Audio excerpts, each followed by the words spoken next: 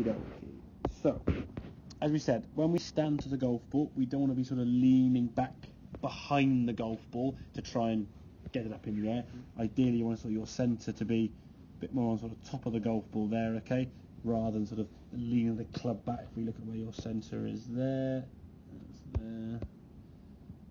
Club's just a little bit leaning back slightly, and just the way your feet and where your hands are in relation nearer to your right leg, just looks like you're trying to get underneath the golf ball there, as we'll see in more detail now in the swing. So, as we said, so when we're set up, what we're going to try and do from here, once you swing back as you were doing, is move this way towards target. But what you did was try and get under it by going down, and this way, we can see as we sort of come back down now, a little bit of a drop with the body. Weight now is definitely the majority on your right side, and the club now is bottomed out, as we can see behind the golf ball, pretty much where your sternum is. Okay, so the club's hit the ground early. Unfortunately, when you do that, the club then bounces up in the air, and we catch top of the golf ball. It just pops in the air, as we can see, not going very far. Or as you progress out onto the golf course, the ground being quite soft nowadays, if you hit the ground like so, your club's going to dig into that ground, and all will happen now is that all the fairway and the golf course will just sort of fold over the golf ball, and the ball will disappear.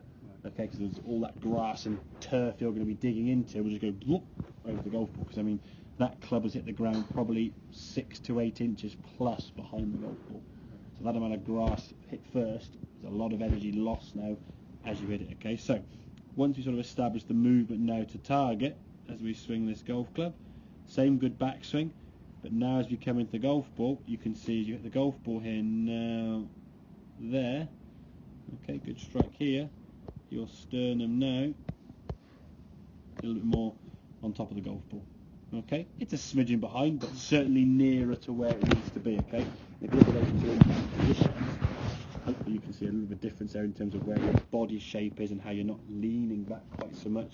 If we just sort of follow this one through now, you can see all the weight hanging back, hands working up very abruptly, and the left foot now up on its toe there, heel off the ground, compared to this one now, your hands working more towards target, left foot now staying on the ground. If you look at those two positions there, definitely I'd say ideally we're going to try and get sort of all the weight through your left foot.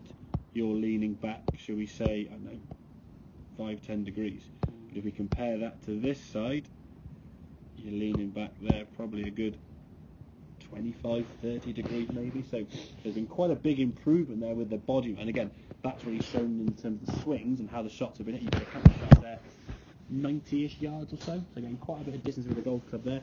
Anything above 60 yards from the first lesson, I would say it's a good session. So that red flag is a sort of 60-yard distance. Anything past that is good.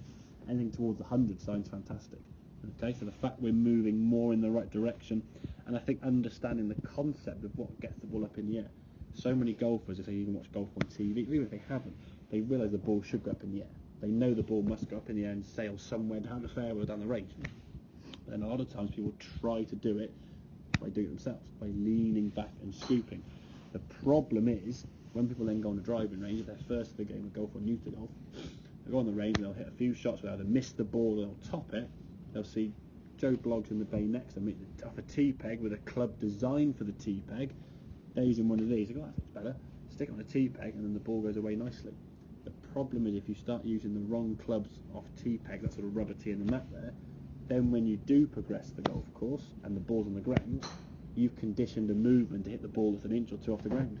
And the ball's less than 2 inches, so if you're using a 2-inch tee peg, which some guys do use, hit the ball off that, then when the ball's 2 inches lower, you're going to miss the ball completely.